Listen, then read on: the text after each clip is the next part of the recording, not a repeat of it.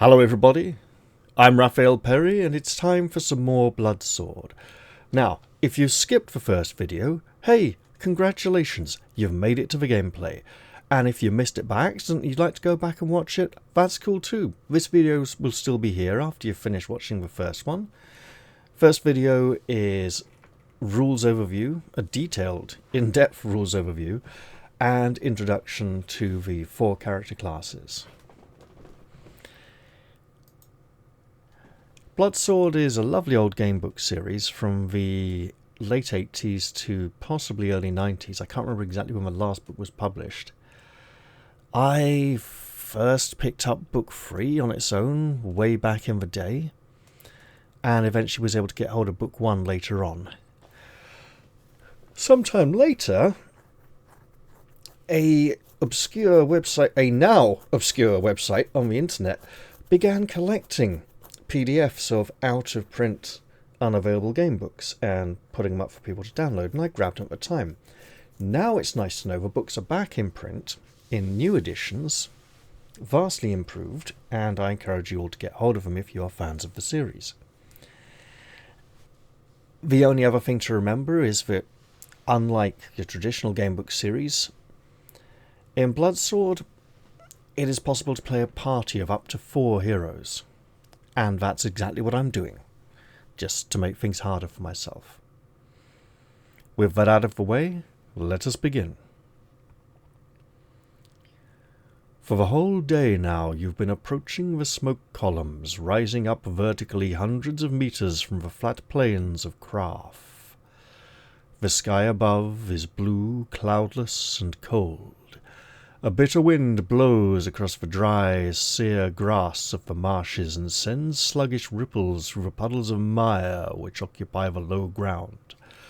The monotony of the landscape is broken only by the occasional stunted willow growing by black muddy pools and meres. Kalugen's keep is a monolithic black citadel looming ahead of you. Hoping to reach its gates before nightfall, you curse the throng of peasants and merchants milling towards it. You jostle through them towards the citadel, this morning just an imperceptible speck across the bleak wastes, but now a monstrous edifice that seems to fill the horizon. You know you have only until tomorrow to find a sponsor from among the Magi of Krarth, for tomorrow battle will be unleashed in the pits beneath the citadel. Fame and fortune will go to the adventurers and their sponsor, who return from the labyrinthine battle pits with the Emblem of Victory. If you find no magus who is prepared to sponsor you this time, you will have to wait another long year for the next contest.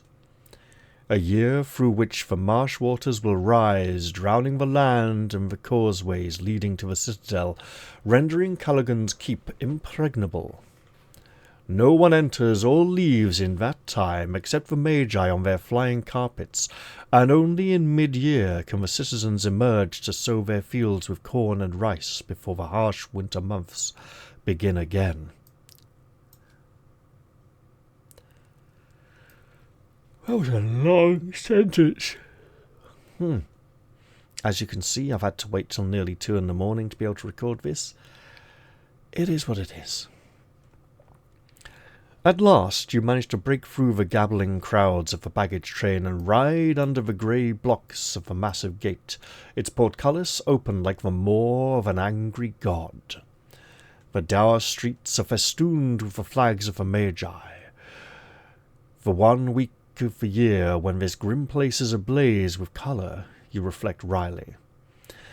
The street criers call out the glories of their lords. In the central square you see a booth where the Magi's stewards are registering the combatants whom their masters have employed for tomorrow's contest. Each hero or group of heroes must take their sponsor's pennant with them into the battle pits, but as you scan the racks outside the booth you see that only 3 pennants remain. 3 stewards stand by their pennants. 3 Magi seek champions. The stewards grin sourly as they see you eyeing the pennants.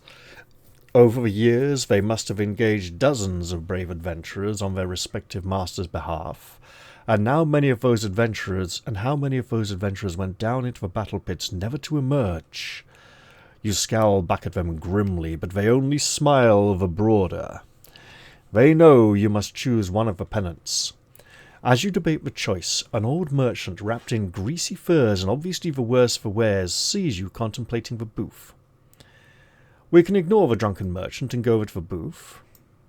We can speak to the merchant.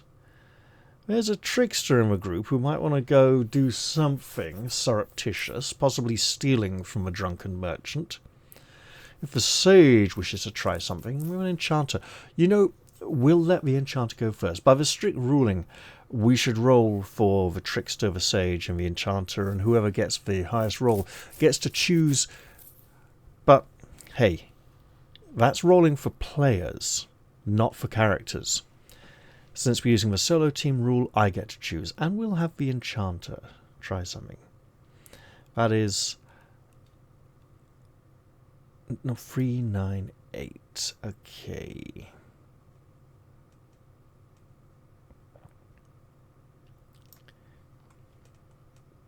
Here we are. You consider your various spells. 2 non-combat spells might be of use to you now, but which? Make your choice. You will not need to roll dice to cast the spell because you are not in a combat situation. We can go for prediction spell or the summon fountain spell. Now, Ariadne here knows that a fountain is a tricksy fairy being that cannot always be relied upon. However, the prediction spell seems incredibly useful here. We'll go with that.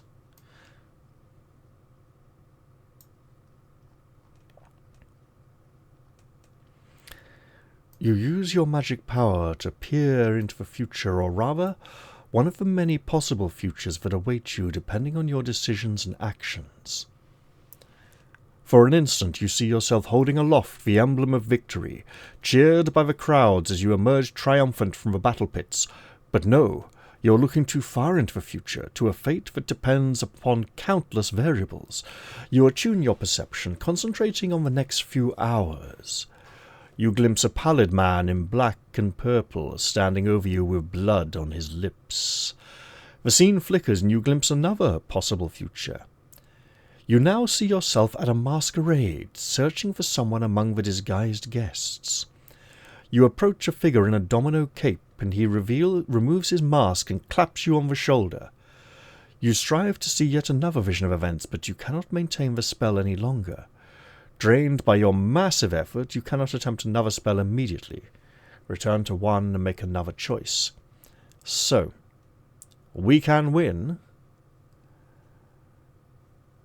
There is a man, a pale-skinned man in black and purple, who can kill us and drink our blood. And at a masked ball, when seeking someone, the figure in the domino cape is the one we should find. Good to know. That is useful information. It's up to Ariadne how much of that information she shares with the others and when. For now, I think she's going to keep it to herself. Although she'll warn us about black and purple in case any of these 3 sigils are those colours. The sage will go next, I believe.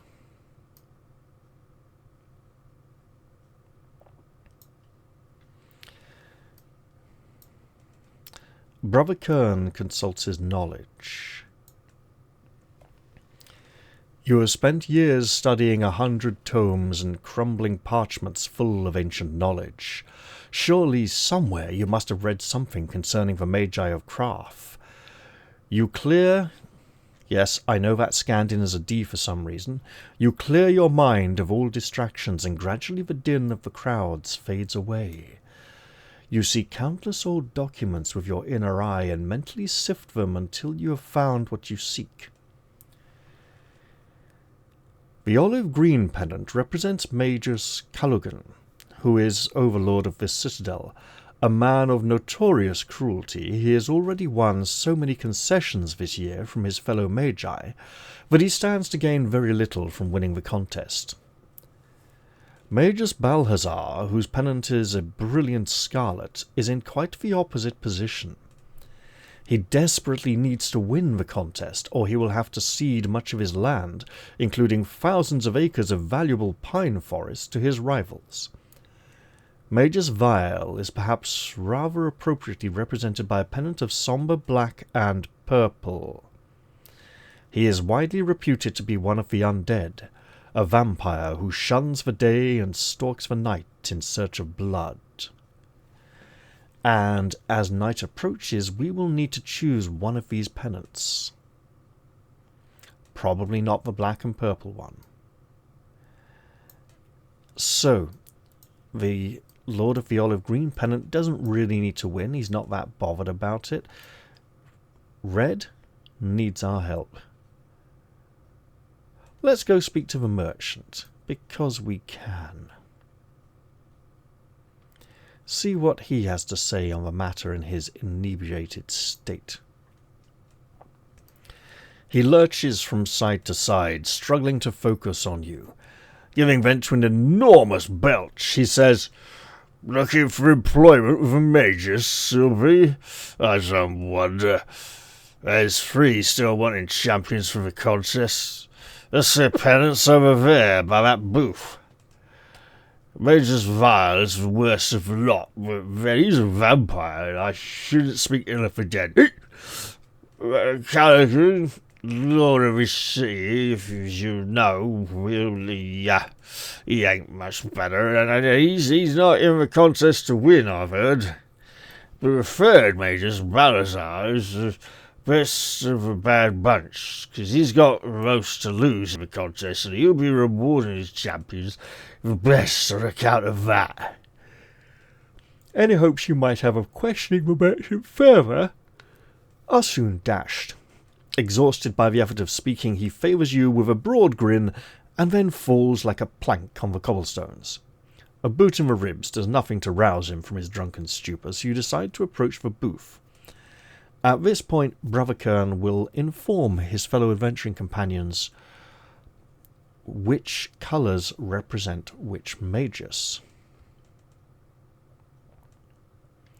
And if we'd taken this option first, before the Enchantress and the Sage had the chance to work their way, we wouldn't have got the useful information they provided for us.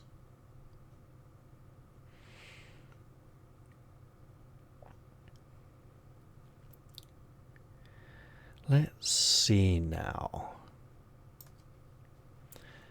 We've received a number of useful hints already. You saunter up to the booth. The 3 pennants flutter forlornly in the evening breeze. You return the cold stares of the Magi stewards with a scowl. We can take the olive green pennant of the Magi who isn't that bothered about winning. We can take the scarlet pennant of the Magi who desperately needs to win. We can select the black and purple pennant, or we can try to talk to the stewards first. I don't think they're going to be very helpful, so we shall select the scarlet pennant of Magus Balazar, which should be at section 28. You snatch up the red pennant and hold it aloft. 2 of the stewards look at each other, barely concealing their frustration, and stomp off to the booth. The 3rd rushes to you excitedly. "You have chosen the pennant of the esteemed and generous Magus Balazar!" he cries. Just at this moment, a tall man dressed in scarlet robes sweeps majestically across the square towards you. The steward bows abjectly to him. Abjectly. A word we don't see very much these days. "I am Balazar," says the man in red, stroking his moustache. "I will be pleased to engage you to represent me in tomorrow's contest. First, however, I must test your worthiness. Regardless of your strength and courage, you will require great cunning if you are to win for me tomorrow, and several promising candidates have already been rejected because they lacked the necessary intelligence. Therefore come to my mansion tonight. When you arrive there, you will know the nature of the test. Sounds like we'd better hurry along.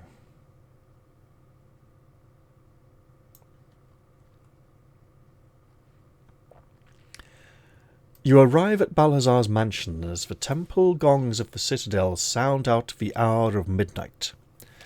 A long avenue, flanked by cedar trees and decorated with gaily covered lanterns and embroidered banners on poles, stretches to the white marble portico of the main entrance.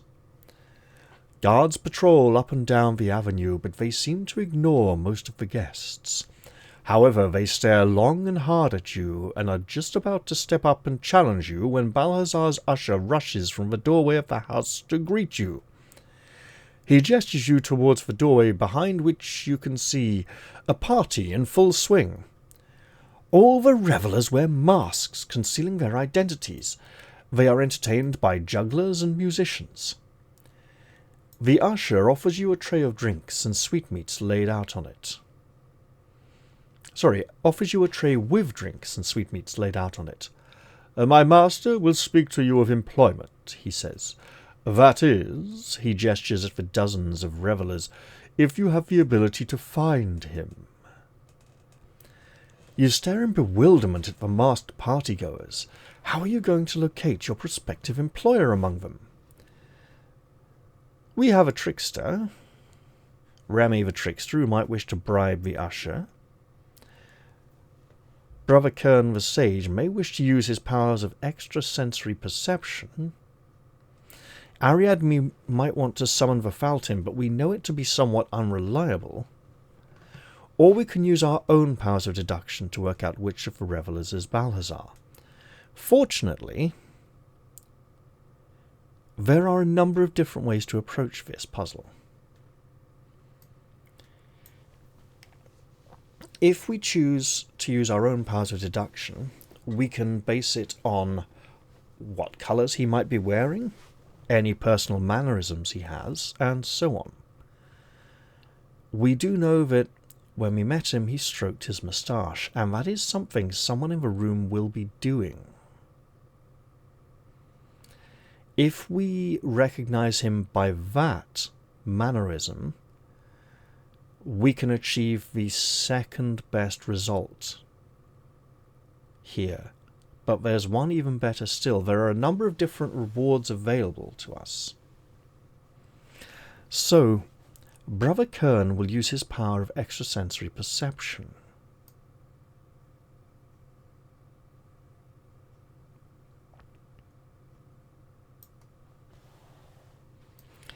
ESP is not always reliable or easy to use. You retire to a quiet corner of the room and meditate, clearing your mind of all distractions.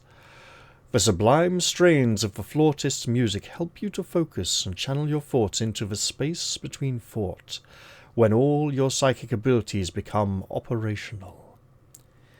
You reach out with your mind, scanning the thoughts of those in the room. Obviously, Balazar has anticipated this strategy because you discover he has placed a blanketing spell on all the guests. You detect no thoughts from anyone present, apart from those of your colleagues, if any. But wait! You do pick up one set of thoughts from a saturnine man dressed in a dark blue cloak and a horned bull mask.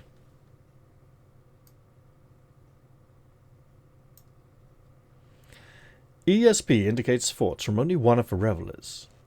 We may approach this man and declare him to be Balazar, but before we do, Ariadne will say, "That's not him."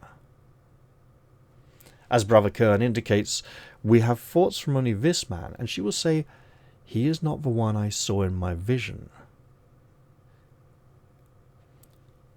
The party will confer, like a group of guides on Nightmare, discussing what to do next, and come to the conclusion that if Magus Balazar has placed a blanketing spell, to conceal the thoughts of all guests present.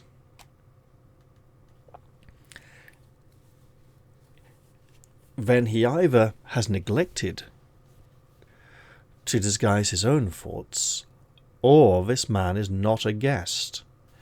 The option to attack becomes intriguing.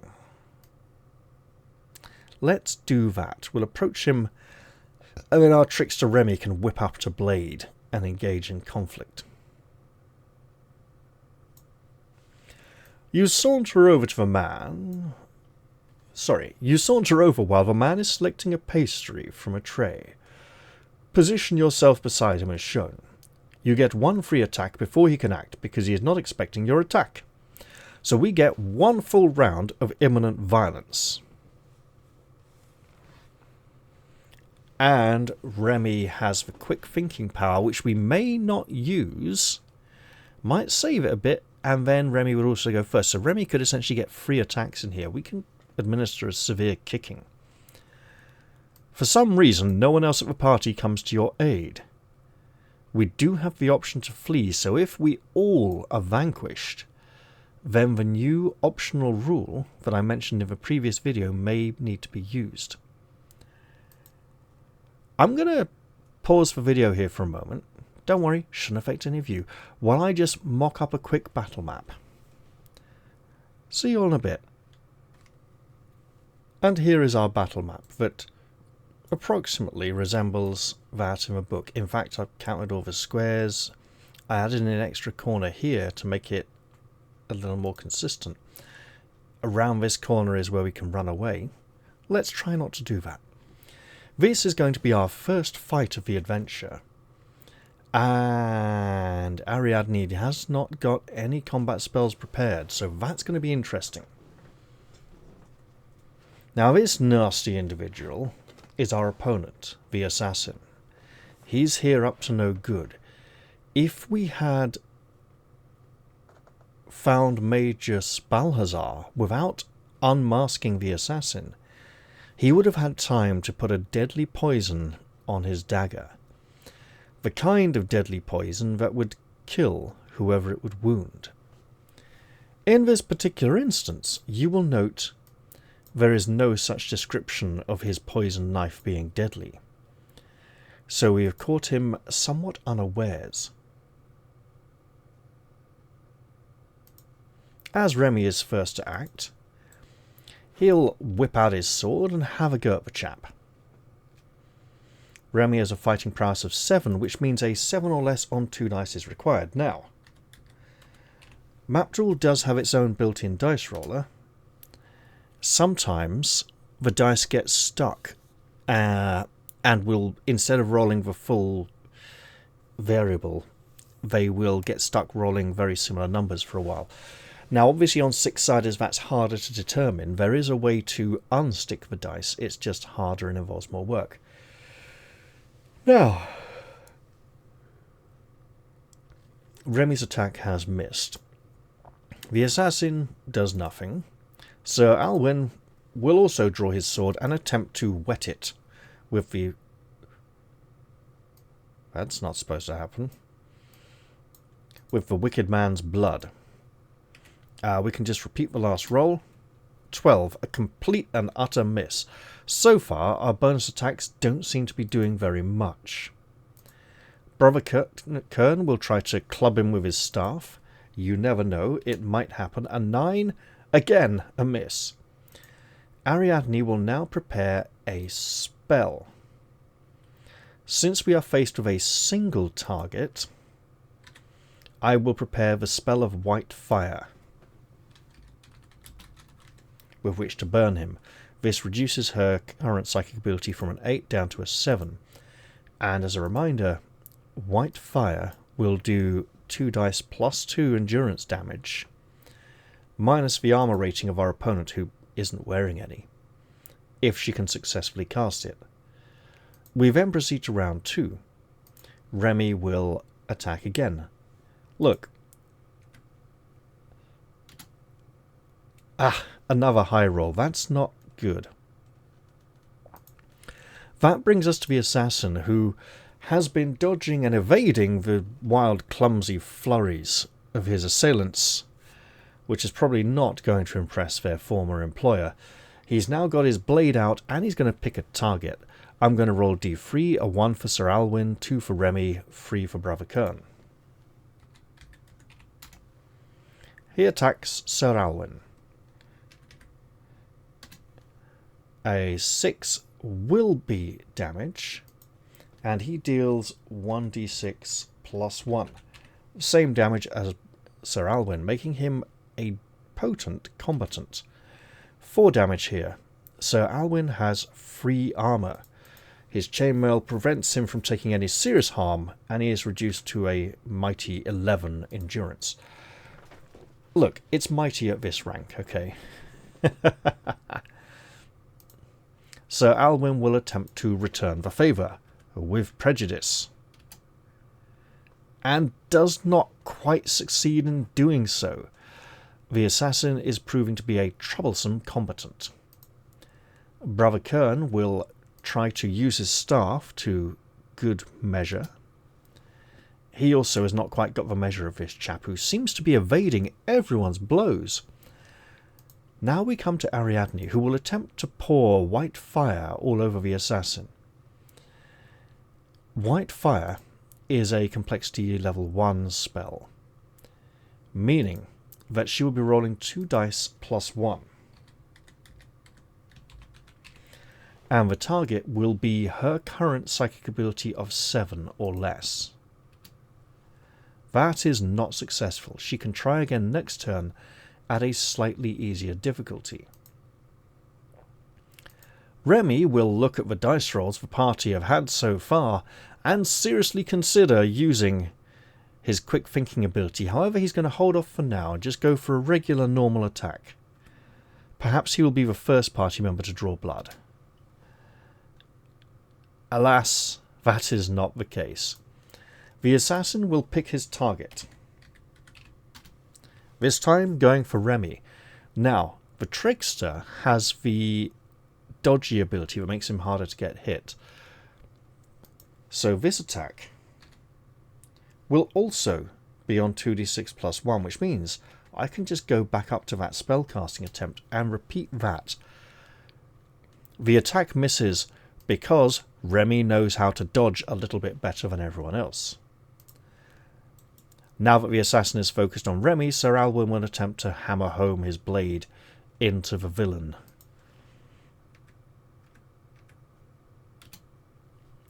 And completely fails, possibly even taking a nasty chunk out of the floor as he does so.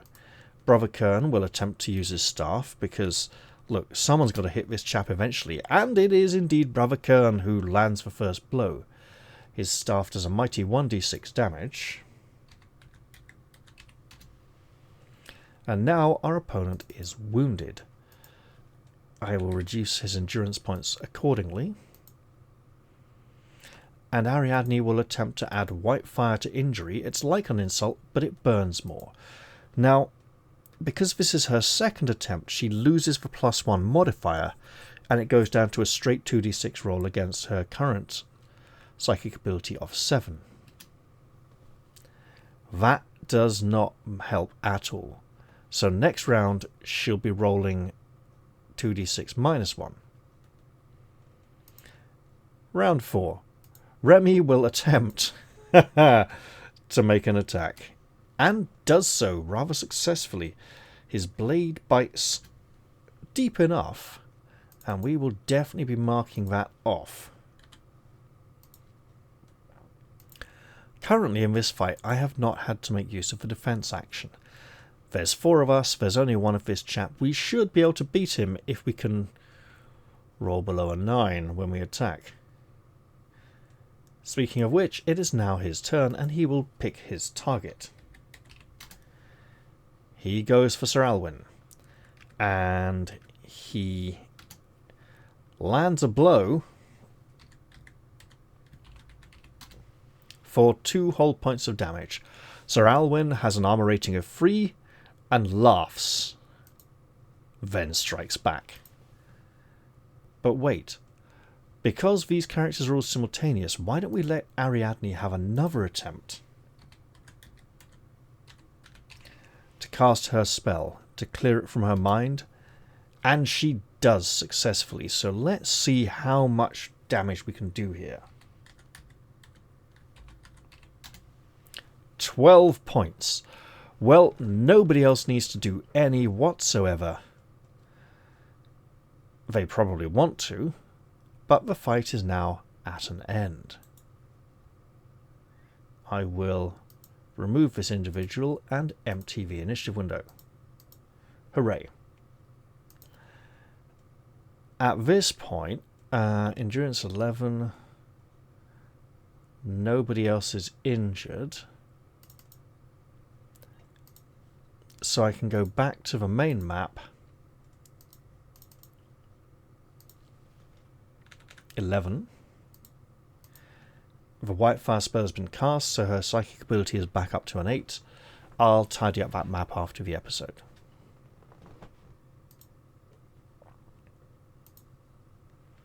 Let us continue.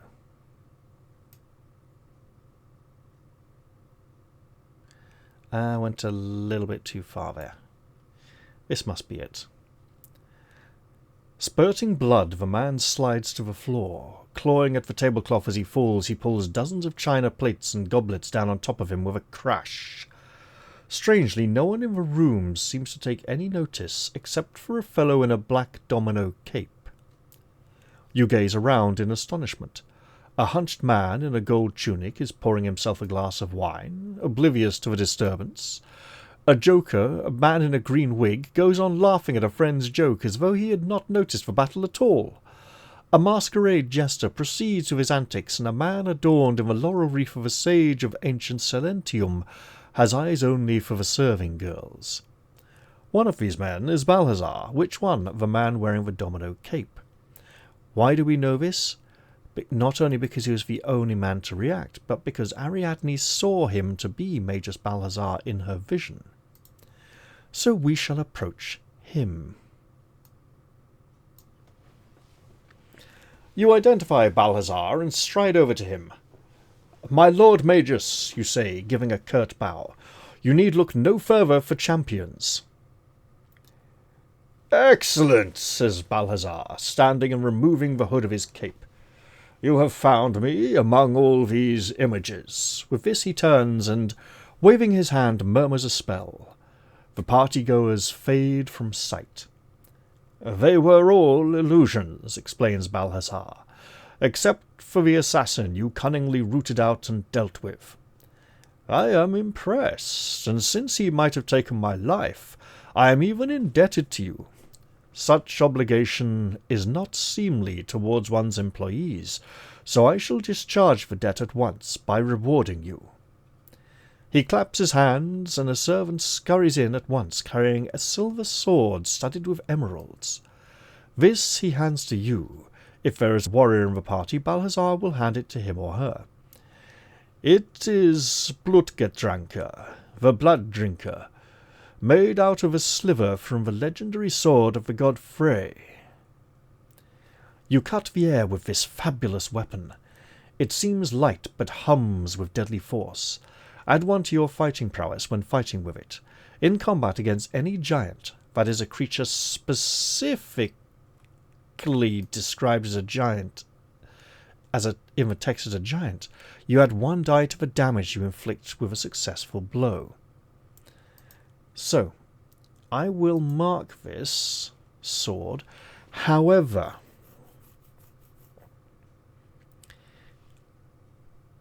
I believe at this point I wish to hand the sword to Remy.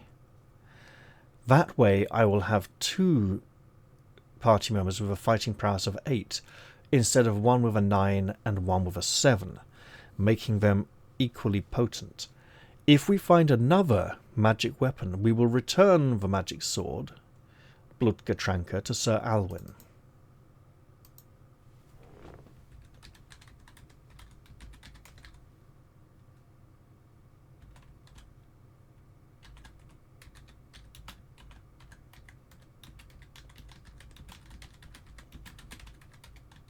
There we go. So that will make his fighting prowess temporarily increased to an 8. This sword probably belongs in Sir Alwyn's hands later on, but for now, it's raised up Remy to be Sir Alwyn's equal. Also, since we're in a non-combat section, Brother Kern is going to perform his power of healing. He will sacrifice 1 point of endurance, and will have a single d6 roll. 4 minus 2, because it's a healing roll, is 2. We take the 1 point he sacrificed, multiply it by 2, return 1 to Brother Kern, and restore Sir Alwyn to full health. Future healing attempts may not be as successful. 134 is the destination that we seek. I need consider no more champions, says Balazar. Now it is time to equip you for the contest tomorrow. He hands each player in the party an opal medallion. Record it on your character sheets.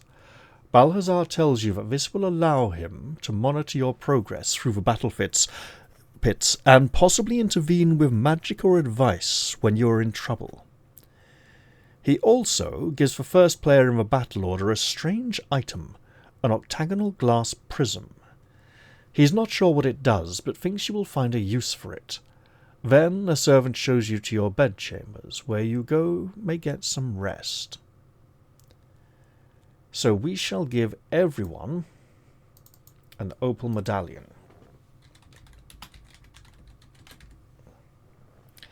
And the first player in March gets the octagonal glass prism. Sir Alwyn will rather generously give this to Ariadne. Or...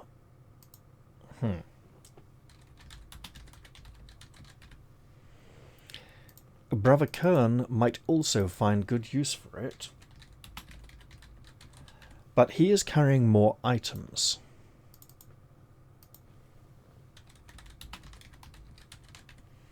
And so, octagonal glass prism. There we go. Excellent. And now those items are all recorded. You're up before the dawn, practicing your combat techniques and preparing your mind for the ordeal to come. Balazar and his guards take you out. The streets are full of bleary-eyed revellers. Many of them have been up all night jostling one another for a better view. You see the curtained litter of Magus Vile, who obviously does not enjoy the dawn, accompanied by the 3 dark-robed assassins who will champion him. Several other magi stand upon a dais in urgent consultation, making last-minute deals and alliances before the contest begins. You're escorted across the cold tundra. Other groups are also filing away from the Citadel. Among them you notice a group of bronze-armoured barbarians employed by Magus Tor, and the Master Warlock Icon the Ungodly, who carries the pennant of Magus Uru. At last you reach a huge portal set into a hillside. Balazar rushes you in, and you step through into the greatest adventure of your life. Now, we're supposed to be carrying the standard.